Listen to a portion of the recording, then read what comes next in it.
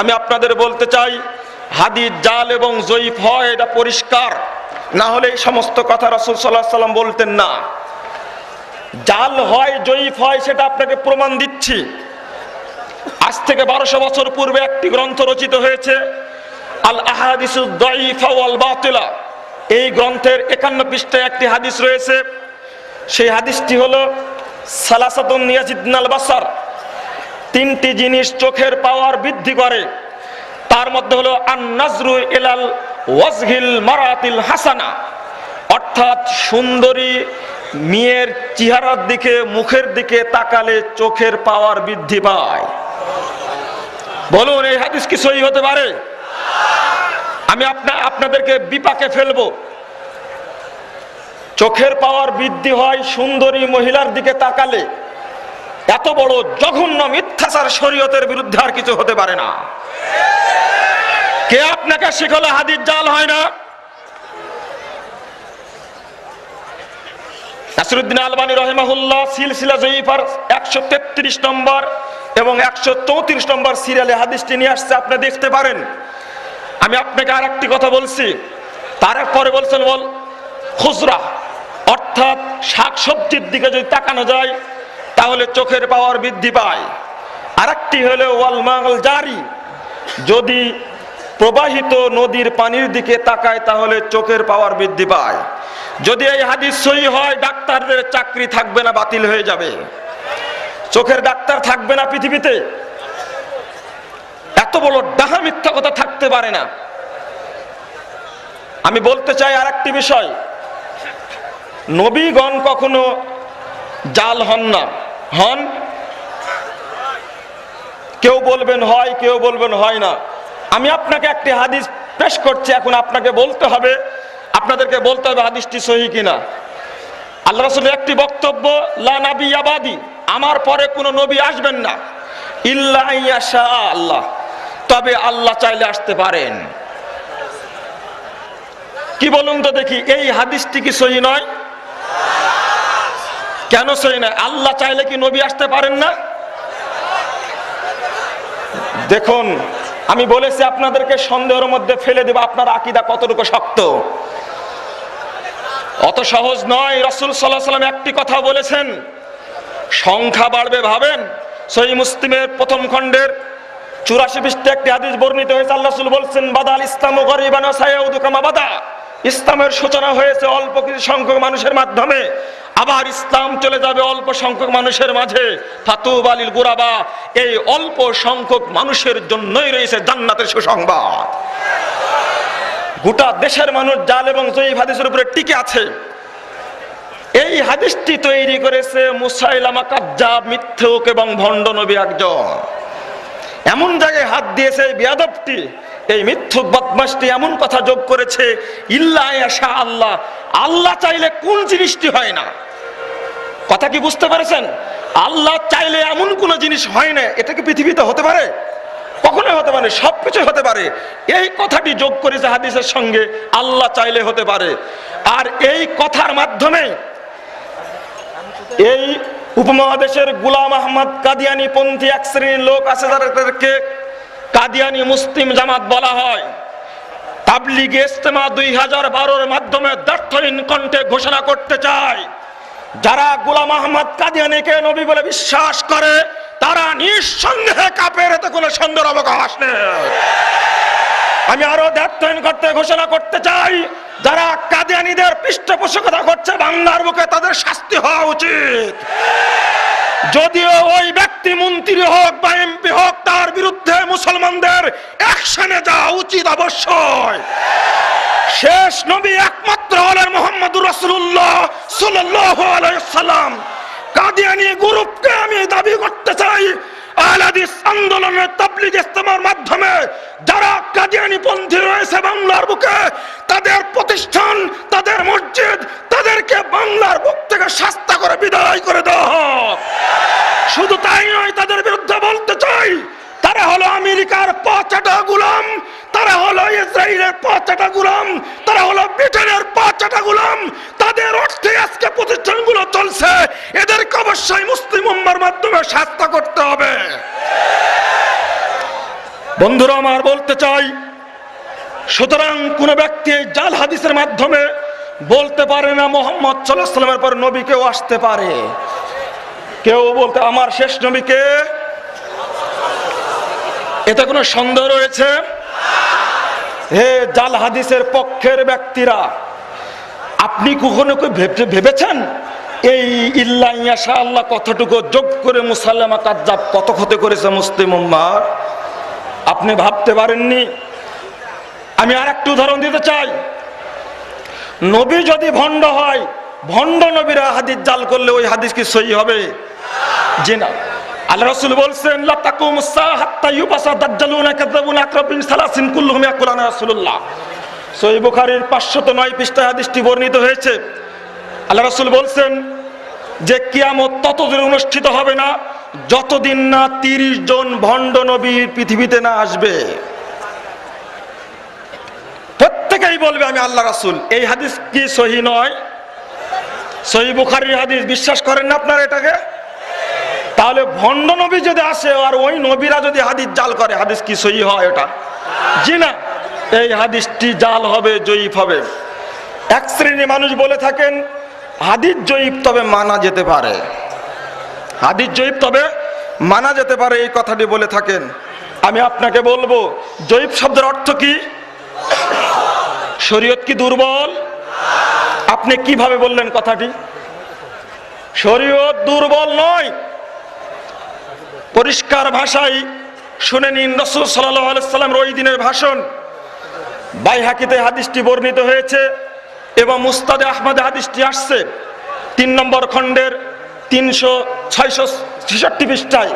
রাসূল সাল্লাল্লাহু আলাইহি ওয়াসাল্লাম বলছেন ওয়াকাদ জিতুকুম বিহা বাইদা দাকিয়া। ওমর, তুমি আমার সামনে তাওরাত পড়ছো, অথচ তোমাদের কাছে আমি যে জিনিসটি নিয়ে এসেছি এমন একটা বিধান, সেটা একেবারে স্বচ্ছ, একেবারে পরিষ্কার, একেবারে উজ্জ্বল, একেবারে দীপ্তিমান, একেবারে নির্ভুল, এর মধ্যে কোন রকমের ত্রুটি বলতে কিছু নেই। তুমি তাওরাত কেন পড়ছো? এই হাদিস প্রমাণ করে শরীয়ত একেবারে পরিষ্কার, স্বচ্ছ, দীপ্তিমান। সুতরাং এই শরীয়তের মধ্যে জাল জয়ীফ কিছু আছে, এই কথাটা বললে শরীয়তের মানকে ক্ষুণ্ণ করা হয়। কুরআন এবং হাদিস দুইটি আল্লাহর পক্ষ থেকে ওহী। আল্লাহ রাব্বুল আলামিন বলছেন সূরা নাহল 43 এবং 44 নম্বর আয়াত, বিশেষ করে 44 নম্বর আয়াতটি আল্লাহ রাব্বুল আলামিন বলছেন মুহাম্মদ সাল্লাল্লাহু আলাইহি ওয়াসাল্লামকে লক্ষ্য করে এই মর্মে, ওয়া আনজালনা ইলাইকা যিকরা, হে মুহাম্মদ আমি আপনার প্রতি জিকির হাদিস নাজিল করেছি, লিতুবাইয়িনা লিন-নাস, যেন আপনি বর্ণনা করতে পারেন, মা নুজিলা ইলাইহিম, তাদের কাছে যে কুরআন নাজিল হয়েছে সেটা যেন বর্ণনা করতে পারেন, এই জন্য আপনার প্রতি আমি হাদিস নাজিল করেছি। এটা জিকির। আর আল্লাহ বলছেন ইন্না নাহনু নাযালনা যিকরা ওয়া ইন্না লাহু লাহাফিজুন। জিকির নামে যা কুরআন এবং সহিহ হাদিস বর্ণিত হয়েছে সবগুলোকে হেফাজত করার দায়িত্ব আমি আল্লাহ নিয়েছি। বলুন আলহামদুলিল্লাহ। সুতরাং কুরআন এবং সহিহ হাদিস প্রকাশ্য থাকবে। কুরআনের বিরুদ্ধে যেমন সূরা রচনা করেছে, ওয়াস-সামাই যাতিল বুরুজ যখন নাজিল হলো তখন ওয়াস-সামাই যাতিল ফুরুজ নামে সূরা রচনা করেছিল কাফেররা, করেনি? করেছিল। যখন নাজিল হলো ওয়াল আসর, তখন মুসাইলামা কাজ্জাব বদমাশ বলল ওয়াল আবর। ঠিক অনুরূপ ভাবে সহিহ হাদিসের বিরুদ্ধে এক শ্রেণীর দালাল লোকেরা সহিহ হাদিসের বিরুদ্ধে জাল হাদিস রচনা করেছে, যার ইঙ্গিত কিছুটা দিলাম। আমি আবার সংক্ষেপে উল্লেখ করতে চাই কি ক্ষতি করেছে জাল এবং জয়ীফ হাদিস। মুসলিম উম্মাহকে শতদা বিভক্ত করে চৌচির করে দিয়েছে জাল এবং জয়ীফ হাদিস। প্রথমে আমি হাত দিব আকীদার উপরে কেমন কুপ্রভাব। সবকিছু ত্যাগ করি কার উদ্দেশ্যে? আমরা আল্লাহর উদ্দেশ্যে।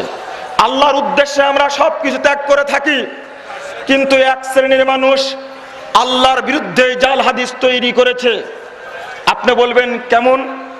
এই বাংলাদেশের 16 কোটি মানুষের মধ্যে অন্তত 14 কোটি মানুষের বিশ্বাস যত আল্লাহ যত কল্লা তত আল্লাহ। এই বিশ্বাস কেন হলো? অল্প কিছু সংখ্যক মানুষের আকীদা আল্লাহ কোথায়? আরশের উপরে সমাসীন। অধিকাংশ মানুষের বিশ্বাস আল্লাহ সর্বত্র বিরাজমান, মানে প্রত্যেক বস্তুটাই হলো আল্লাহ। এটা হলো হিন্দুদের বিশ্বাস। কেন তৈরি হলো? এর পিছনেও রচিত হয়েছে জাল হাদিস। যদি এই কুচক্রী জাল হাদিস রচনাকারীরা এই হাদিস রচনা না করত, তাহলে প্রত্যেকে বিশ্বাস করত আল্লাহ আরশের উপরে সমাসীন। এরা কোরআনের আয়াতকে তোয়াক্কা করেনি। কোরআনের আয়াত আসছে আল্লাহু আর রহমান আলাল আরশি ইস্তাওয়া, আর রহমান আলাল আরশি ইস্তাওয়া। সূরা তাহা 5 নম্বর আয়াত আল্লাহ নিজেই পরিচয় দিচ্ছেন, রহমান আল্লাহ হলেন আরশের উপরে সমাসীন। আল্লাহ আরশের উপরে সমাসীন, তার শক্তি তার দৃষ্টি সর্বব্যাপী বিরাজমান। আমরা বললাম আল্লাহ সর্বত্র বিরাজমান। কেন বললাম?